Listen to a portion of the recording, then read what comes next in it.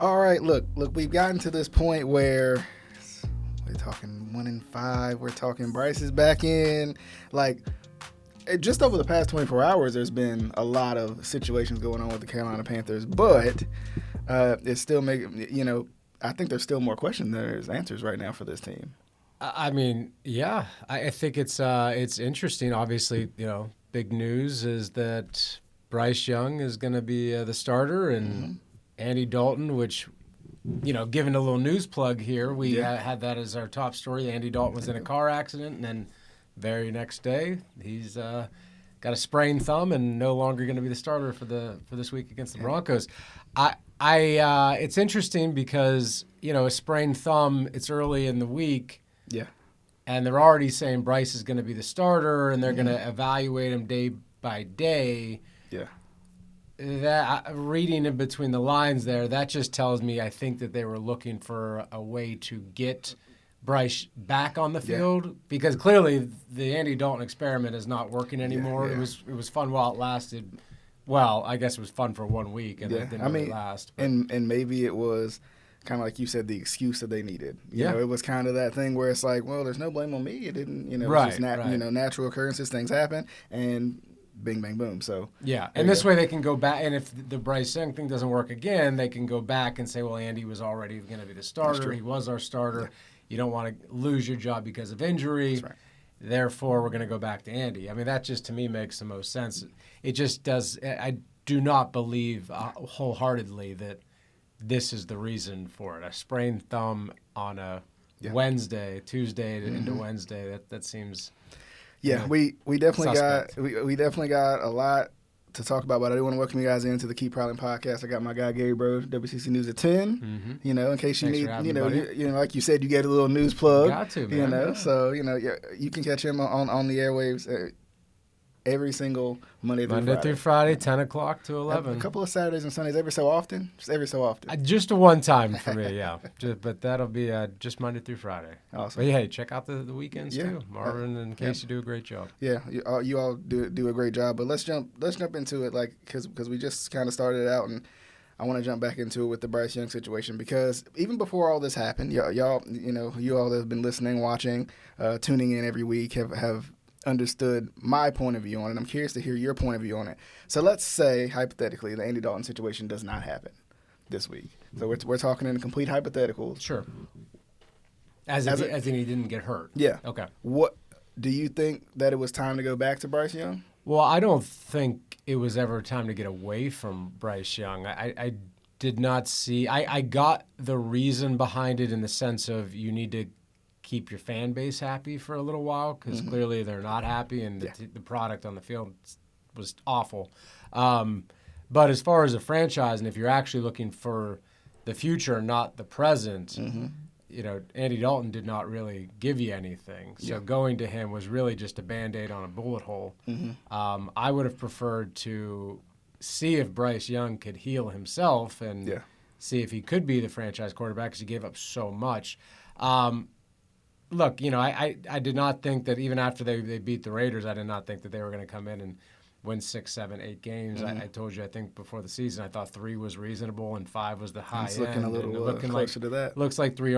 Realistically, because of the way the NFL always shakes out, 3 will probably be what they end up getting. But, I mean, I think this is what we expected. I would have preferred to see Bryce Young play it out and see if he could show improvement. So if this Andy Dalton thing did not happen, I think they should have gone back to him. I don't know if they would have, though, especially not this early in the season. We're still in October. I mean, so it feels like when you went to Andy, you were trying to salvage the season, when in actuality you're just trying to look like you could be competitive for a few quarters of a game. Yeah. If you went back to Bryce, then you really would have been saying, this season is over. We just got to see what we can see. Yeah. We all know it was already over after week 1, but, now it clearly looks like, season's over. Let's just see what we can do. And I think the tough part is, because you mentioned the amount they gave up, and I feel like sometimes, especially those listening, especially those watching, you remember the trade, you remember the graphic that comes up, but to talk about the guys that actually were given up for Bryce Young, a guy who was sitting on the bench just last week. Yeah. I mean, got some garbage time plays in, but other than that, I mean, you gave up the number 1 overall pick for last year, so that's Caleb Williams. Mm-hmm. You gave up a starting offensive tackle who's currently starting for the Chicago Bears, a starting corner who's currently starting right now for the Chicago Bears, a starting punter who's currently, say what you want about a punter, but still was in that group of guys. Top 15 receiver. Yeah, a top 15 receiver. So because that could have helped whoever you ended up taking that quarterback in that year. Even if you end up trading up for Bryce Young, I don't think DJ Moore needed to be a part of that equation. No, to get him. And that's something we've talked about ad nauseum, and it's unfortunate because there's nothing you could do about that. It just it seems like it was an irrational go out must have owner who has wanted the shiny toy now and did not see maybe the writing on the wall and did not see that they had the potential to get the first pick overall next year. And yeah, it could have been one bad, real rough season, which we ended up having anyway, and just wait it out and keep your draft picks, and potentially get a Caleb Williams, Jaden. Even Drake May, obviously, I think would be a better option right now than what Bryce Young is putting out there. So it's hindsight's 2020, but I say that, but I was like many others, I was adamant this was a terrible trade. Yeah. And if you're going to draft anybody, draft C.J. Stroud. I went on record of saying that multiple times. So, I've been wrong a lot of times, but this is a case where I was right, and I think a lot of people were too. It made no sense to me, and it still will never. It might go down as one of the worst trades in recent sports history. Yeah, and I think too, like, my biggest thing was you gave up so much to get him. You have to see what you have in him. You have to. Like, a lot of people will say, and this is like the interesting part about Bryce being so crazily criticized, is a lot of people will say the rookie year is a wash for a lot of players. It's just like it's a learning curve. You're trying to figure it out. Yeah, I wouldn't say a wash. I would just say there's less expected of you. Yeah, there's more leniency. Yeah. Your first year. I mean, Stroud and Jaden are proving that it's not a wash. You are expected to win. That's true. And Caleb even as well. It just depends on your situation, I guess. Yeah, I think what I'm saying is I feel like there's a little bit more, like you said, leniency, right? There's a little bit more where it's like, obviously he's still going to have to learn. Obviously we know what that offensive line was like last year. We know what those receivers were last year. Of course, the defense was better last year, which doesn't help anybody in this occasion. And I think, I felt like for a couple of weeks now it's been time to go back to Bryce because, kind of like you said, the Andy Dalton experiment was over. Yeah. And not because Andy's not a good player, but I mean he's 38 years old. He doesn't have but so much longer left in him anyway, in terms of father time, in terms of all of that. But at the same time, you got a guy who you traded. I mean, you've mortgaged the house. Like, you gave the dog back to the Humane Society or something. Like, you gave up way too much to do it. I mean, your refrigerator's empty at this point. And the problem with that is if you don't at least give him more time in this season to see what you got out of him, you can't trade him. I mean, you can't release him. You can trade him, but you're going to get a 5th or 6th round pick at best. Yeah, and is that worth anything to you? Like, you know what I mean? Like, that's the thing. Like, that's the struggle. It's like, I mean, DeAndre Hopkins is going for a 5th. That turns into a 4th. Right. That's more of a needle mover player for you as opposed to trading Bryce Young for the same thing, still being in the same situation. I agree. I don't think there's anything good that comes from him sitting on the bench at this point. The team is not going to be good. The team's not going to win the division. They're not making the playoffs. At the very least, you can say, we gave the kid his fair shot, and by fair shot, I mean at least 2 seasons or most of 2 seasons. Yeah. To say it's not going to work. Yeah, and maybe it works somewhere else, but it's not going to work here. With that being said, all of those rookie quarterbacks that we just talked about, whether it's May or who doesn't have a good team, or Jaden or Caleb or Stroud. Those guys all have a much better situation than Bryce does. I mean, I think the one thing that Andy did do coming in is show that Deontay Johnson can play. That was actually a better acquisition than I thought it was going to be. And there are still some pieces around that you don't have to get rid of the ball after 0.5 seconds every time like Bryce Young was trying to do. I say that, but in last week's game, Andy Dalton really did need to get rid of the ball within a half a second in order to even stand a chance to stand upright. So I don't know what else you do at this point other than stick with Bryce regardless of what happens. Yeah, and I think, too, like, it's if he comes out and I don't want to speak in hyperbole here, but I might as well. If he comes out, you're talking best case scenario and worst case scenario. You know, really, that's where we're at this point. Yeah, I mean, if he comes out and lights the world on fire, like, that's good for everybody. Of course. But I think at the same time, like, you know, it's one of those situations where I think it's really going to call into question Dave Canellis as a coach, too, because if I can see that Bryce's fundamentals have gotten off, and that's a little, you know, I feel like a percentage of it is playing a little bit squeamish, like trying to get out of the pocket too quickly, and, you know, not trusting the guys in front of you. But a lot of it was fundamentals. A lot of it, even when he had throws that's easy right there to make, he's not squaring his shoulders up and, you know, and making the throw, whether he's off platform or not. He's not, you know, he's not doing what shortstops do, which sometimes is, you know, you got to throw off platform, but you're squared, you know, to make that throw accurately. And if I can see it, I know for darn sure Dave Canellis can see it. I think everybody, I mean, even when the quarterback himself can see it, I think it's a matter of there's not enough time. I mean, the offensive line play, Bill Belichick said it a couple of days ago, the guards stink. Yeah. I mean, and that was supposed to be some of the big acquisitions last year was, hey, we're beefing up the offensive line. We're going to give Bryce some time. No time. Yeah. I mean, Andy doesn't have any time. Bryce didn't have any time. You're only as good as the people around you, especially when you're really young or, in Andy's case, really old. Yeah. You need a lot of good pieces. You need to stay protected, and that's the one thing that they're not doing. Again, this is what happens, though, when you want to get the shiny new toy instead of some of the better tools that will actually help the franchise and then get the toy. Right. They wanted to get the shiny toy first, thinking it'll be the savior of the franchise. Right. And I cannot, in this era of football, truly think of any situation where that has worked. Yeah. I mean, if you look at like top quarterbacks, number one picks that have succeeded, like Andrew Luck came into a team that was really good. Like with Peyton Manning the year before, they were a playoff team. Yeah. Like I can't think of teams where like just come in, okay, we got a good quarterback now, we're good. Yeah. Even this year, I mean, look at this year. Drake May, you know, first game struggled. Yeah. They're a bad team. Yeah. Jaden's doing really well. Yeah. Because they were a pretty good team who just did not have a quarterback. They kind of built the foundation first and then put the guy in there. And you could say the same thing for Chicago. I mean, they were a 7-9 team last year with Justin Fields, who isn't a bad quarterback either, but not a great quarterback. They had a good team. They have a ton of pieces around them, and a lot of weapons. Added more. Continue to add more. These are the things that have to be done. And now the problem is you get rid of, which realistically is going to happen, after you get rid of Bryce Young after this year, you're going to have to draft another quarterback. Yep. And it's just back to it's a cyclical thing here, and it's very disappointing. Yeah. So another question I would have for you, and you guys can answer this out there as well, but can you do it in the opposite order? So, like, can you get Bryce Young as your guy?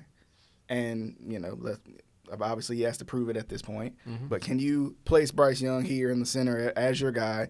You know, you got a couple pieces here and there. Talk about Deontay Johnson.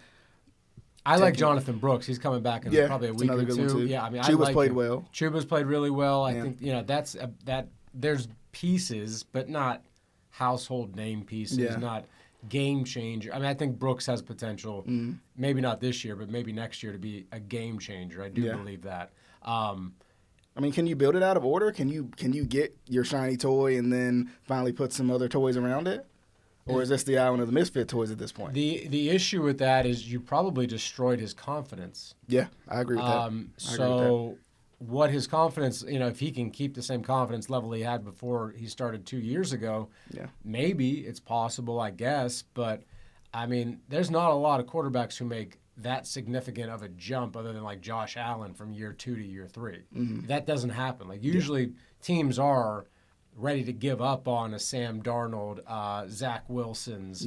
That, you know, after 2 years. You've had your time. Here it is. Sorry, you know, I'm not saying you can't play ball, but you can't play here. It's a different situation because speaking of Sam Darnold, we see what he's doing, and it's just crazy. And that's a good franchise. I mean, they've been a good franchise. Not a great one. They've been a good, solid franchise for 12 years now. I mean, 10, 12 years. I mean, that's just the way it's always going to be with them for at least the future. They have a good coach, good offensive line, great weapons, and a very solid defense that keeps them in every single game. I mean, that's all you could ask for.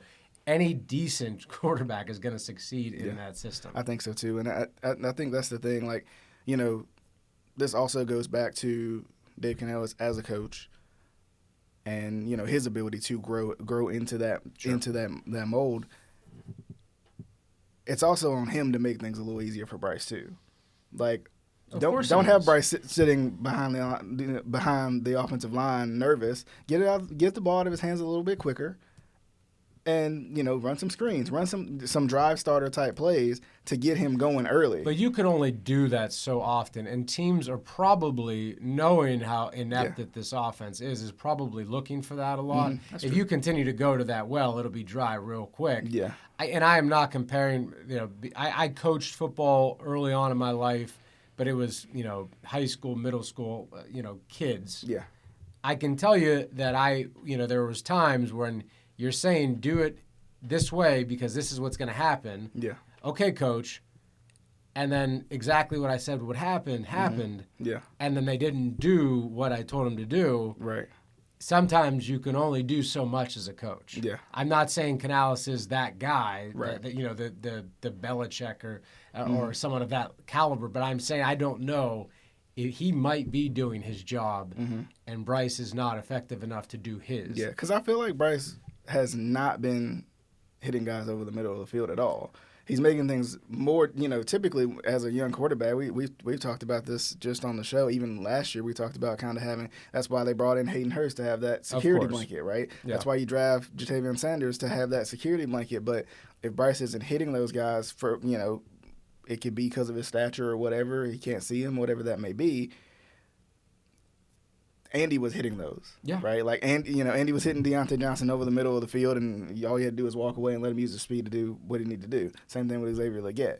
And I think, those are the things that I think Canales has to continue to build on and, continue to train Bryce to say, like, you can still go over the middle of the field. But that also comes from time. You need time in the pocket, and that, from what I see, that does not happen very often. The only way that you're going to give this kid time is to establish a great running game, not a good one. You need a great running game early and often in order to get the play action. And again, like, if you know that the quarterback's not very good, you're going to line the box. That's just what it's going to be. So it's not an easy way to game plan if I'm Canales, because you don't have a lot of options. Yeah. If you look at every time that they've lined up against every single team other than the Raiders, I have clearly looked and seen that there is a talent difference, the talent disparity that is drastic. Yeah. And what do you do with that if you're the coach? You can only win so many games with the lack of talent. Yeah. So I'm not going to put it on him.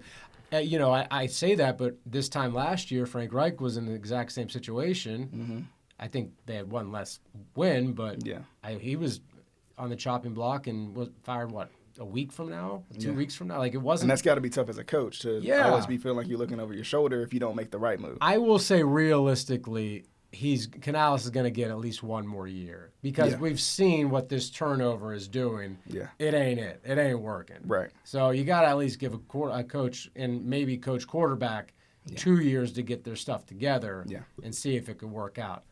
Again, it's easy to overreact when your team's this bad, but sometimes just staying the course and looking towards next year is all you really can do. And sometimes that's okay. I think that's the other part, too. That's what good teams do. Yeah, and I think that's what the Panthers haven't done. Good teams. Yes, exactly. And I think that's what the Panthers haven't done is they're looking for the flash in the pan, like, looking for the easy button, but it's not there, and it takes years and years. And, Panthers fans have to understand this, too.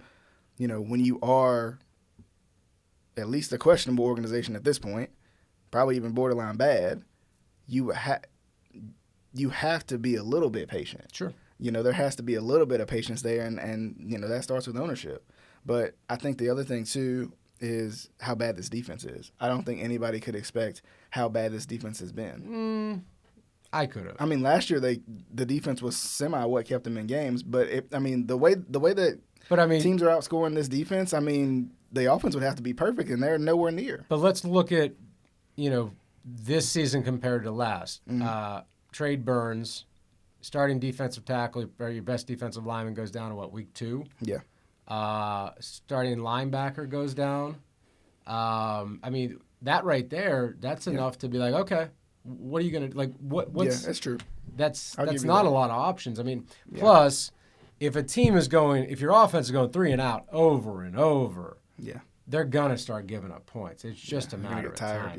I mean, that's just the best defense is a good offense a lot of times. The ones that could have 12, 15 play drives, suck up 6 to 8 minutes of a quarter. Yeah. Your defense is all of a sudden going to look a lot better when they're well rested and only have to go on the field twice in a quarter. I mean, that's just the way it is. Yeah. They're not getting that. The Panthers defense are probably going on the field, between 4 to 6 times every single quarter? Yeah. How do you think that's going to play out? That's why they don't look very good, because the offense is not very good. Yeah. Do you think that because of course the trade deadline's coming up soon too.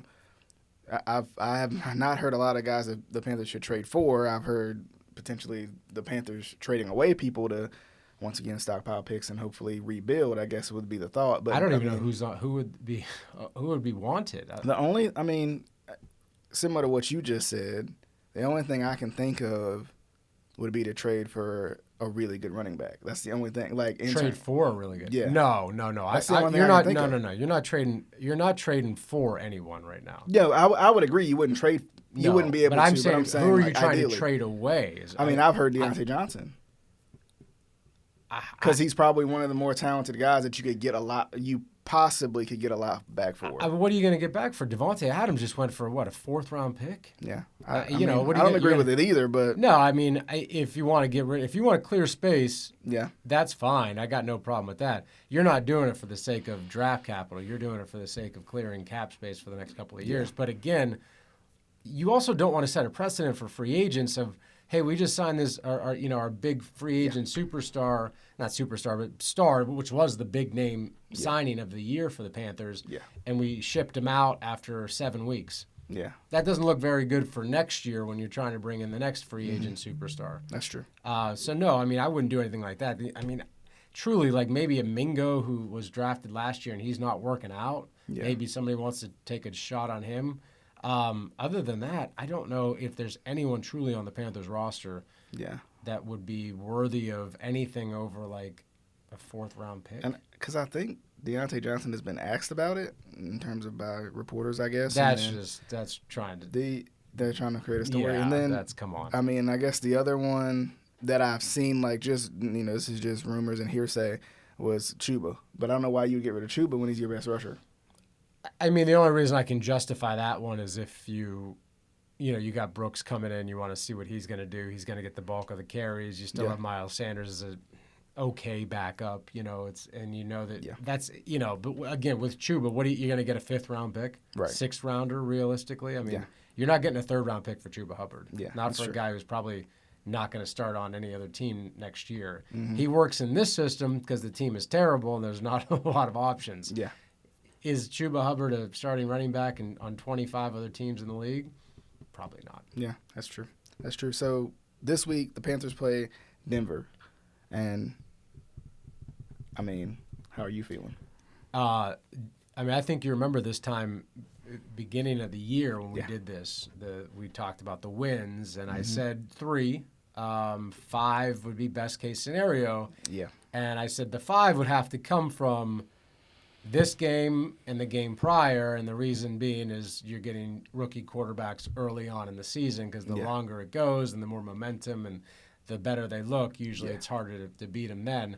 But Jaden, obviously, even though he went out early, that team's just rolling. Yeah. And then this week, I was in Denver for a wedding last week, so I was watching intently the Broncos game against the Chargers, even though they looked bad in the first half. Mm-hmm. Bo Nix is not a bad quarterback. Yeah.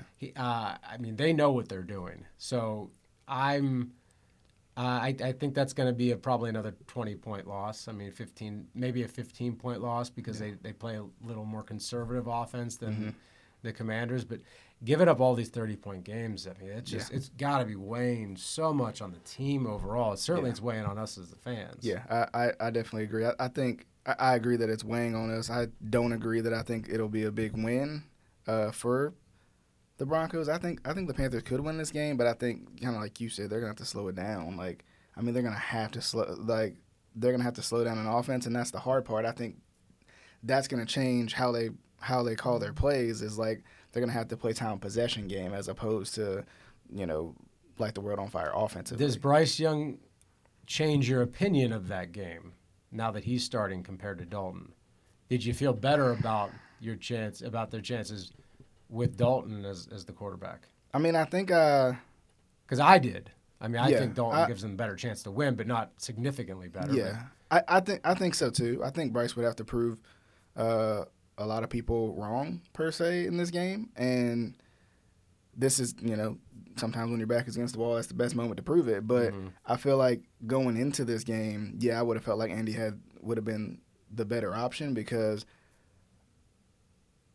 with at least the 2 games we've seen from Bryce this season, you didn't really have to worry about Bryce, if that makes sense. Like, yes, he gets the ball every possession. Yes, he's the QB, but he wasn't playing well enough to where you were worried about him. You were worried about Chuba, right? You were worried about the running backs more than anything. You weren't really worried about what Bryce was going to do. So, kind of like I said, if they can get some drive starter plays and then maybe attack, middle of the field, medium route, intermediate route, stuff like that, then I think it's possible that they can win this game. But I still think it's going to be tough, because the Panthers haven't given us a reason to trust them. And that's with Andy, that's with Bryce, that's with, except for the Raiders game, that's been it. Like, they haven't given us any reason to trust that they could win any of these games. So they'd have to change a lot of minds, mine included right now. Yeah, and to me, the Broncos are one of the darlings of the season this year, the unexpected teams, and their defense is a big reason why they're so good. So putting a pretty good defense against a quarterback who I don't think has put up more than 20 points in his career. Mm-hmm. I just don't see how this.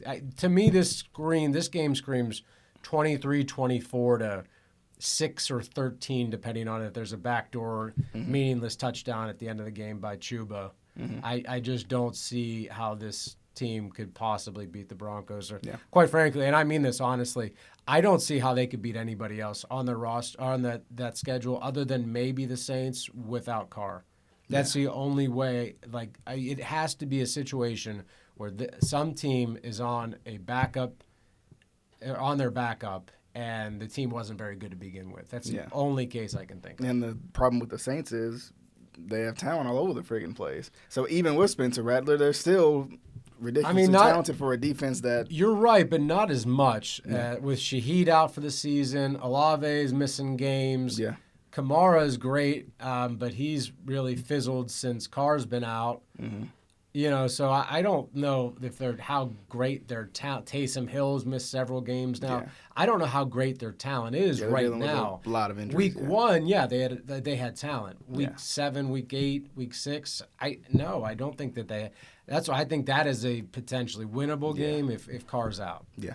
Let's jump into the rest of the games. We got the Thursday night football game, Minnesota at the LA Rams.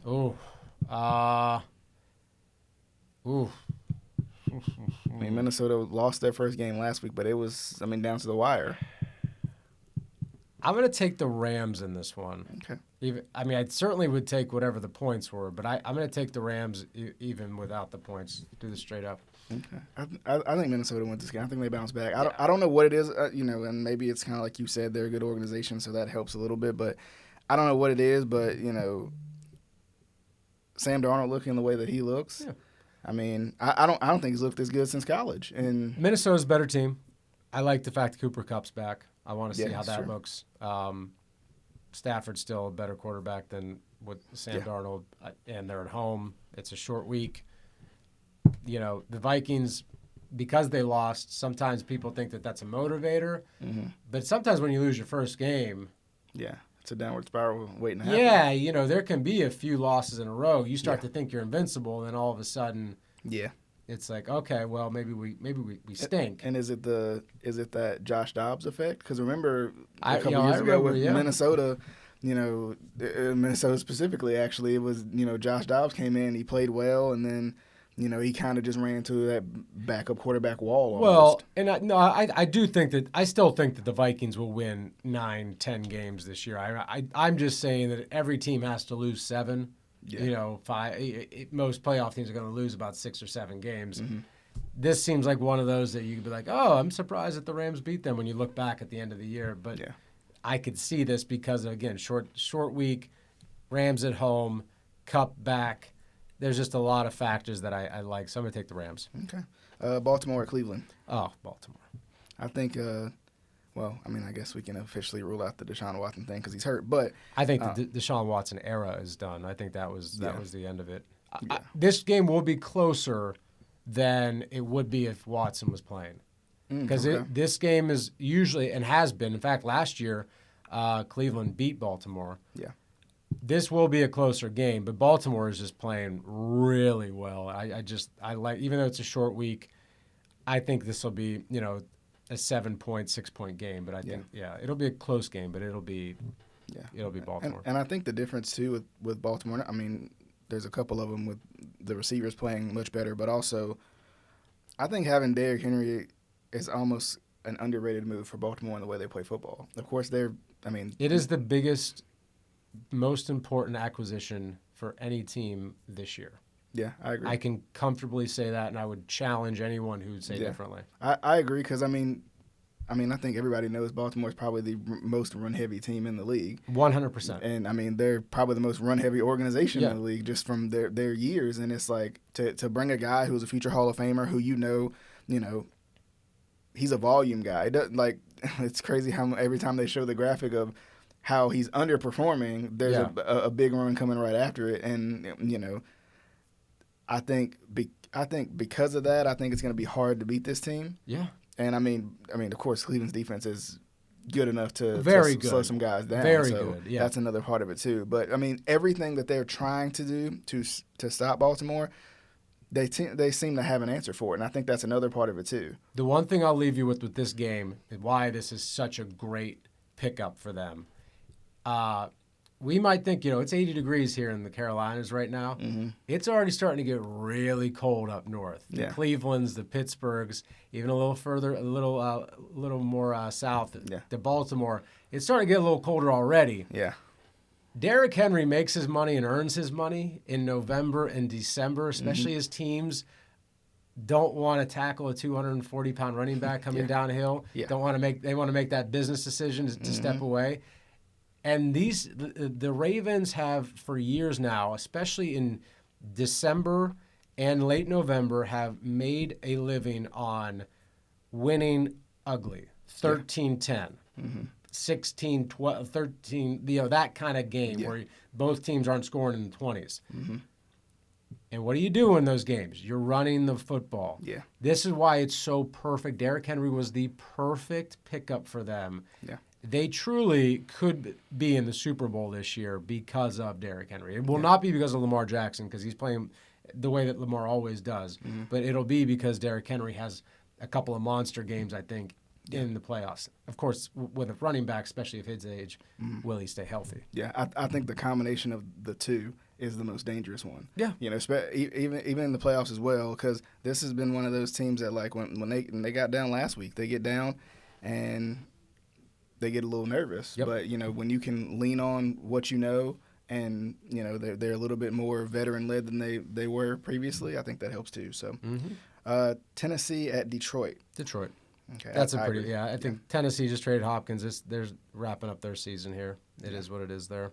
Yeah, I agree. I think Detroit's obviously the better team. Indianapolis at Houston. I like Houston. Houston's still a great team. Tough loss last week. Again, they're a team that I think would bounce back because they're very well coached.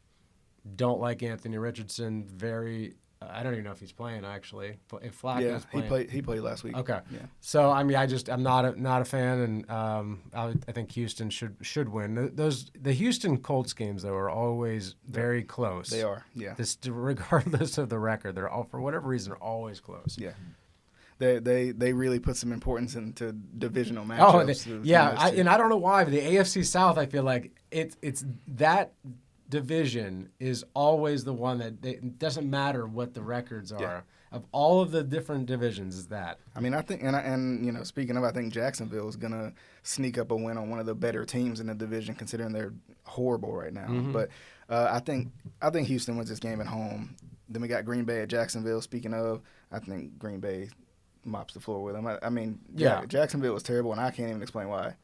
I think this is – last week was supposed to be the Doug Peterson firing game. I think this week will be. They got the win last week. I think that was a flash in the pan, and I think this will be the week. Okay, Arizona at Miami. I can't figure out Arizona. Tua is expected to play, correct? I believe he is. I think so. I can't figure out Arizona. Certain weeks they just look like they could beat any team, and in other weeks they look like Arizona from last year where they didn't even have Kyler Murray. I'm going to go with Miami because they're at home, and Arizona's coming off a Monday night win, shorter week for them. Miami's just so much better when Tua's there. The whole team, like Achan's better, Hill's better, Waddle, Mostert, like those guys all eat when he's there. Mm-hmm. They weren't eat. They're hungry right now. So I think, and Tua doesn't have to have a great game. He just has to have a better game than what the backups have been putting out there. So I think I'll take Miami. Yeah, I think Arizona wins this game. I think Arizona's better than they've played. I just don't think they've kind of hit that ceiling yet. Okay. But yeah, I think Arizona wins this game. The New York Jets at the New England Patriots. If the Jets do not win this game, they might as well just pack up the season. I mean, truly, if they can't win this game after the last couple of weeks, they have no chance. New England's terrible. This is it. If it's not, the Jets. I mean, I think because New England's terrible, I think the Jets win this game. But I would not be surprised if New England upsets them. This would be if the Jets don't beat the Patriots, I would be shocked. Truly shocked this week. Yeah. Okay. It looks like Tampa Bay's bringing out the creamsicles this week. My favorite jerseys of all time. It's a good one. It's a good one. They face Atlanta, a little divisional rival right there. I mean, two of the top teams in the division. I hate to say it, because I like Tampa this year. They've been, they do so much with. They're the opposite of the Panthers. Yeah, they're very good despite not having a ton of money to throw out. Mm-hmm. They're a bunch of bad news Bears. Yeah. They built the whole team like we talked about, and then plugged in a quarterback, Baker. Yeah. But Godwin out for the season, Evans out for several weeks. Yeah. I just, they are the team. I don't know how good Baker is without those weapons. And, Atlanta's still a solid football team, so I'll take Atlanta. Yeah. I think, oddly enough, Tampa Bay will compete, but I think they'll I think they'll compete. Yeah, I agree with you on that. I don't think Atlanta's good enough to blow anybody out, honestly. Really? I don't. I don't. I think they're good enough to beat anybody. I don't think they're good enough, unless you're talking about maybe the Panthers, but I don't think there's anybody that they could any good team that they could blow out. I think in a close game, Atlanta gets the win. Philadelphia at the Cincinnati Bengals. Do you have a coin? This one, I honestly do. I don't know. I haven't looked at this game. I don't like Philly this year because I just think they're underachieving. Yeah. But you could say the same about Cincy. Yeah. Cincy looks like they're starting to turn things around a little bit, whereas with Philly, it's like good week, bad week, good week, bad week. They had a good week last week, so they're probably going to have a bad week. I'm going to take the Bengals at home. Okay. I'm going to go Philly. I'm going to go Philly. I don't trust the Bengals this year. I don't blame you. I don't know what – I mean, and I can't figure it out. It used to be like if one of the receivers was out, then it turned bad. Yeah. But they've just been one of the more inconsistent teams with all the talent in the world you'd ever see. Yeah. So I think Philly gets the win. I think it's going to be sloppy. I think it's going to be ugly, but I think Philly ultimately gets the win. And that could be halfway because they can run the ball. Fair enough. I don't trust Cincinnati's run game. So that's a good point. New Orleans at the Los Angeles Chargers. Chargers. Yeah. New Orleans is a dumpster fire. Yeah, I don't agree. think Dennis Allen has any more than a few weeks left either. Yeah, I think is this his first year coaching or second? I think it's his third. Oh, it's his third? Wow, yeah. Okay. He's had time. Yeah. I think he took over for Peyton. He was the predecessor. Oh, yeah, okay, Peyton, yeah, so he's been there for a few years. Yeah, I think it's done. Yeah. I think the Chargers, I don't know. I mean, I think they're better than I thought they were going to be. I don't know why I didn't think they were going to be good. I just didn't. And I feel like with the Chargers. They seem to be finding their way. I mean, J.K.'s playing well. There's not a lot of pressure on Justin Herbert to be as ridiculous as he's had to be the couple years prior. So I think that's helped him too. And I mean, they're playing well. They looked well coached. They look disciplined. I mean, I'm impressed by him. Yeah, I mean, if you look at quarterback and coach for both of those teams, Dennis Allen and a backup, or Justin Herbert and Jim Harbaugh, I'll take the Chargers. Yeah, that's true. Buffalo at Seattle. I still think Buffalo's a top 3 team in the league. I would take Buffalo in any game that you would ask me, other than maybe against the Chiefs and, I don't know, and maybe the Ravens. But I think Buffalo is that good. I think if they could easily be in the Super Bowl this year, even though, again, they're underachieving early on in the season. But I like Buffalo. I think Buffalo has impressed me this season because I did not think they were going to be good. They add Amari Cooper, which I think is big for them because that takes some pressure off of Keon Coleman and some of these other guys.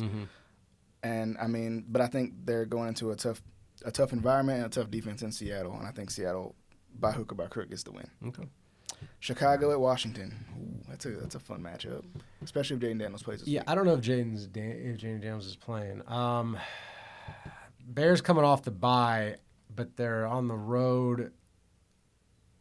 I guess I'll take Washington if Jaden's playing, and then I'll take Caleb obviously if he's not. But yeah, that's exactly how I'll do that actually. Okay, so I'm gonna assume Jaden's playing. I'm assuming as well, so I'm gonna take Washington. So I'm gonna take Washington too. I don't think they're the better team than Chicago. I think Chicago's really talented. I don't think this is Chicago's year. I think this is a learning curve year for them. This is a figure it out. Let Caleb Williams figure it out. Let the talent and the chemistry figure each other out. I mean, they're probably even a playoff team possibly, but I think Washington, considering they're at the top of that division as well, I mean, I think they're kind of in a whole nother stratosphere than Chicago is right now. I mean, they're in a stratosphere that most teams are not. So yeah. I agree.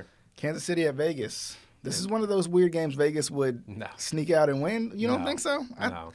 They have some, but I do feel like Kansas City has some last weird... year. I get it. No, Kansas City is clicking. And you know what I love about Kansas City is that everyone expects them to be the Kansas City of 4 years ago when they're putting up 40 points a game and Mahomes is throwing for 5 touchdowns and yada, yada, yada. They realize what they are. They are a great defensive team who knows how to use their run game and has a quarterback who truly at any point can get you a first down. Yeah. There's no one else in the league who's better, and there's no one else you trust more to get a first down, which is why these games are uglier, but that's the way that they want to play, and that's the way it's working for them. New England did this thing for a long time and won a lot of games for a lot of years until they got Randy Moss. That's how they used to win, was being ugly, and Tom Brady would score at the last second or get the first down when needed and kick the field goal to win it. That's what they used to do. That's what Kansas City's doing. I love what Kansas City is. Fantasy owners might not love them, but whatever. That's tough. I think, too, Kansas City, even though they're undefeated, they continue to add weapons. That's what good teams do. That's what good organizations do. They're trying, yeah. Yeah, I mean, adding DeAndre Hopkins, I think, is good for the Chiefs because of who the Chiefs are. Yeah, you know what I mean. They don't have really that guy. I mean, Rashee Rice is done for the season, so even if this is a 1 year rental, it's a 1 year rental you needed. And it is. It likely will be, but I think it's a good decision. It can't hurt. I don't think it'll have much of an impact for the next several games. I think Hopkins will be more of back half. You'll start to see things start to click a little bit more. I could see him being a guy who, even if he's not scoring a lot of touchdowns, just be that big catch guy. Yeah. When you need it, he's there. Kind of how Odell was when he was with the Rams. He wasn't the top guy, but, kind of made the plays and also drew the defense to where he needed to go. Yeah. Sunday Night Football, Dallas at San Francisco. I know. I remember this game all too well last year. I was gonna say you probably aren't looking forward to this game. I don't look forward to any game that the Cowboys play. Not only because of that, but just they're playing a good team, and Dallas cannot play well against good teams. They just don't do it. I don't expect the Cowboys to win. But if they're ever going to beat the Niners, now's the time. Ayuk out for the season. No McCaffrey. Kittle's banged up. Debo's been in and out. Dallas stinks. I don't know. I go back and forth because they're on the road. This year has actually been better for them. Mm-hmm. I'm going to go with my head because my heart says I'm done with the Cowboys, but I'm going to go with my head, and I'm going to say the Cowboys for now. Okay, I think expecting to be wrong, by the way. Yeah. So you might want to go against me on this one. I'm going to go against you. I'm going to go San Francisco. That's a good move. I think that's a good move. I mean, Shanahan, even when he doesn't have the talent, just finds a way to still be consistent. So I get it. Yeah. I'm just going to go with it, and we'll see how it goes. And then Monday Night Football, the New York Giants at the Pittsburgh Steelers. This might be the 6-3 game you spoke of earlier. Yeah. Oh, after what I watched last week with Daniel Jones being put on his back every third play. Yeah. And the Steelers have such a better pass rush. This is going to be a game where I think Daniel Jones will be replaced within maybe the first half. Mm. They're going to look so. And now, don't get me wrong, the Steelers aren't going to score 50 points like or 40 points or whatever they did last week. Yeah. But this is going to be an ugly game where Daniel Jones is probably going to have a total of 120 total yards, rushing and passing, because they are going to put a whooping on him. And the Giants, just like a couple other teams like the Panthers and the Raiders, I'm going to bet against them every single week. Okay. I mean, I think that's just safe money. So I'm going to take the Steelers. I'm gonna go. I think in a gritty, dirty game, I think Pittsburgh wins. Now I think it's what this is going to be, a gritty, dirty game. Yeah, but I wouldn't be. well. I wouldn't be surprised if the Giants sneak out something here. No, I don't think they will. But that would be a shock. That New York, the Jets losing to the Patriots, and the Steelers losing to the Giants. That's on par of how shocked that would be. For them to beat the the Steelers in Pittsburgh on Monday Night Football, for as bad as they've looked throughout the season, I would be shocked. Okay, yeah. I mean, I could understand that. But Gary, I appreciate you for coming by. Of course. As always. Yeah, man. Always a lot of fun. I'll have you back in a couple weeks. Hopefully it won't be so long that we'll be in completely different parts of the season by then. Because this time we started at the beginning, and then I blinked and was 1-5. You're in, and just gonna say we got to get these actual these predictions. I want to see how I did. I need to do it. I definitely I'm making. I didn't do very well the first week. Yeah. I can tell you that. I'm making a promise on record that at least for our picks, I'm gonna make sure to go through them because I'm meant to. But definitely hope you guys enjoyed the show. If you're on YouTube, be sure to subscribe. We're on all major podcasting platforms, so be sure to check all. There's several different shows on there. Just check them all out. We'll see you guys on the next episode of the Keep Prowling podcast.